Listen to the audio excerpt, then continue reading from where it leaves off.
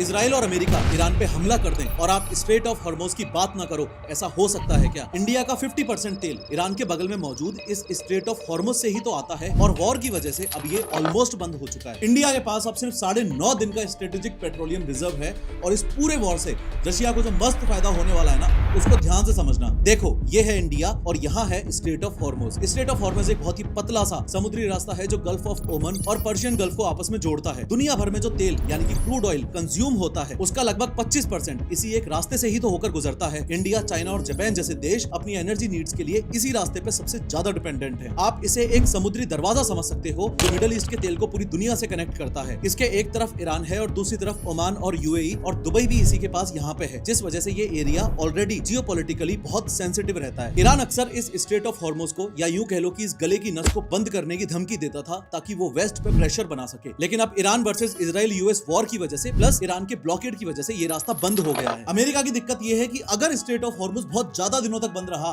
तो इंडिया और China Russia से और ज्यादा तेल खरीदेंगे और ट्रंप का दुश्मन पुतिन बिना कुछ किए ऑटोमेटिकली दुनिया का सबसे पावरफुल ऑयल सेलर बन जाएगा। यही जियोपॉलिटिक्स है। ईरान का खुद का तेल भी हॉर्मोज से जाता है, तो हॉर्मोज बंद करना उनके लिए सेल्फ डिस्ट्रक्शन था, इसलिए कभी फुली क्लोज नहीं किया था। लेकिन अब चूंकि अमेरिका ने उनका सुप्रीम लीडर खामेनेई ही मार दिया तो ईरान के पास अब खोने के लिए कुछ भी नहीं बचता। यही फैक्ट इस पूरे वॉर को और ज्यादा डेंजरस बनाता है।